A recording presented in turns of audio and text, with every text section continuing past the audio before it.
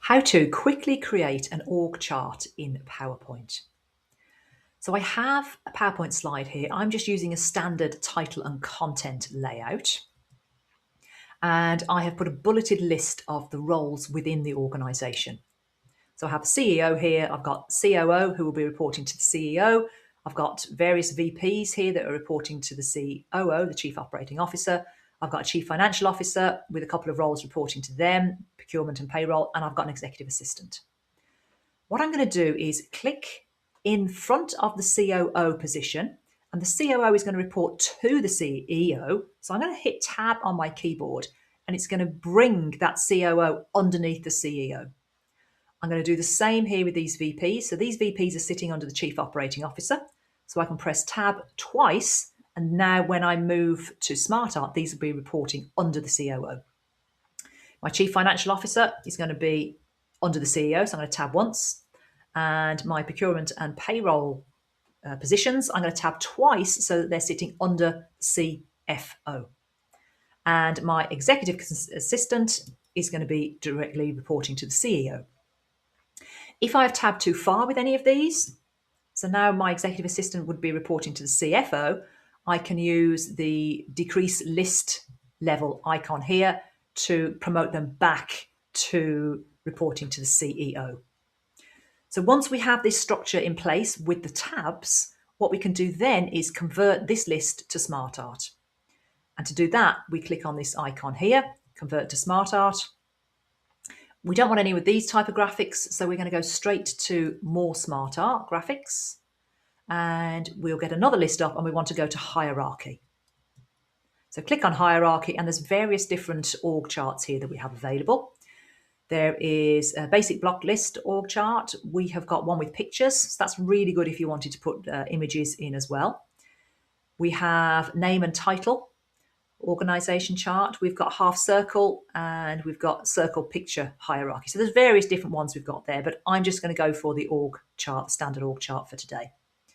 So when I click on that, it gives me an overview of what that's going to look like. And I click OK. And it's going to convert that to the org chart based on my tabbing structures of the different roles. I now have the sidebar here that's opened, and it's showing me the structure. So let's say I've missed a role out. Let's say under production, I need to put QA. So if I click right at the end of the word production, and I then hit enter, it's added another role. And if I tab that role, it's now reporting into production. So I can put QA here. So maybe I've got a QA director, and that's now reporting into the VP of production. So that's a very, very quick way to make an org chart in PowerPoint. Let's have a look at what else we can do now that we have this org chart created. We can change the color. This is picking up the color from my template, and I've got various different colors here. So for example, I might want to change that to green, which is one of my branding colors. We have different options here. Personally, I don't like those. I think they're better off if they are not colorful, but keeping the main colors from your template. We have different SmartArt styles here. Personally, I think some of these have issues from an accessibility point of view. I don't like the beveled ones. I think they're very old-fashioned. So I would stay with the basic solid chart and just change the colors. So what if we want to move around the way the chart looks? So for example, I have my CFO here, and I've got roles reporting to them. I've got my executive assistant over to the right, and I've got my COO here, my Chief Operating Officer. So if I wanted my executive assistant to sit the other side, how do I do that? Well, if I click on the shape with executive assistant written in it, and if I go up to the top of the ribbon to the left-hand side, we've got various options here. So we've got promote and demote. That's the same as our tab options earlier. So if I click demote, my executive assistant is now reporting to the CFO. And if I go for promote, it's going to go back to reporting to the CEO. So that's what the promote and demote do. We've got move before. Move after is greyed out because it's over to the right-hand side already. So if I click move before, it's going to swap places with the CFO. Because sometimes, depending on the how many positions you've got, it can look a little bit messy. So it just gives you options to tidy up a bit. I've got move before again now, and I can place that here. We've also got options under layout.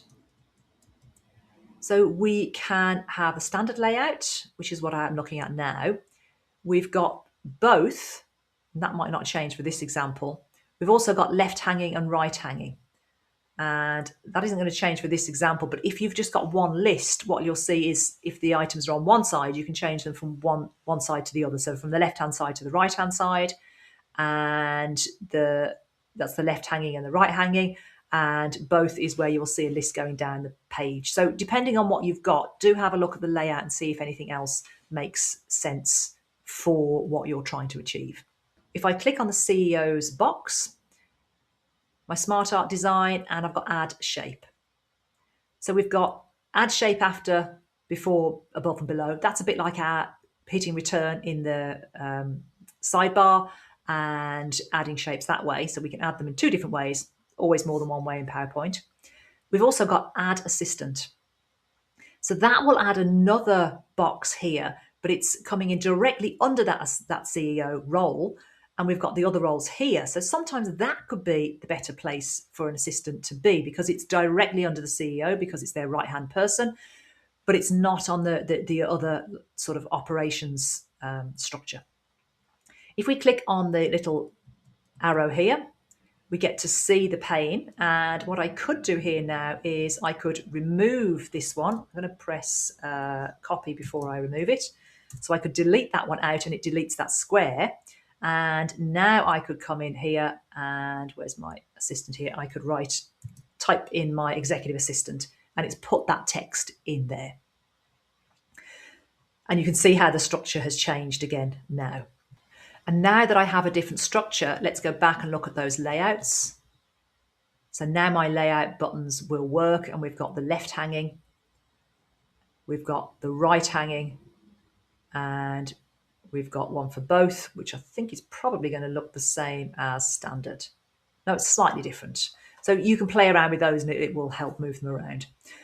So one of my favorite tips for this scenario is to convert this list to a set of grouped shapes, and then we have the flexibility to manage it and make it our own. Before we do that, I would always recommend that we keep the original slide as a SmartArt. We duplicate the slide and then we modify the copy because we always want the original SmartArt so that it makes it easier for editing in the future and adding new roles as they come along. So if I click on the thumbnail here and press Control D, that will duplicate the slide. I'm now on the copy of the slide and I can click on my SmartArt, go to SmartArt Design, and over to the far right, I have a Convert drop-down list, and I've got Convert to Text, which is going to send it straight back to text again. I'm going to press Undo on that one. That's a handy tip, but not for today. The other option I have is Convert to Shapes. So now I have a set of shapes, and if I look at the Arrange drop-down menu and the selection pane, I can see a set of freeform shapes here that are grouped. So if I want to move those around, I can ungroup. So Arrange and Ungroup. And now I can move those around. So let's say that my CFO has a dotted line to somebody else. I can take this shape, I can duplicate it. I can maybe put this one over here, and maybe this is like a global, I don't know, global something here. And then I can put a dotted line into this particular shape. Go to Insert, Shapes. I want to do a connected line here. I want to connect to this one, and I want to connect in here. I can move the yellow bar around here just to get that one working better for me. And I can turn that shape into a dashed line. Thanks very much for watching this video. And if you're not subscribed already, please do subscribe. Thank you very much.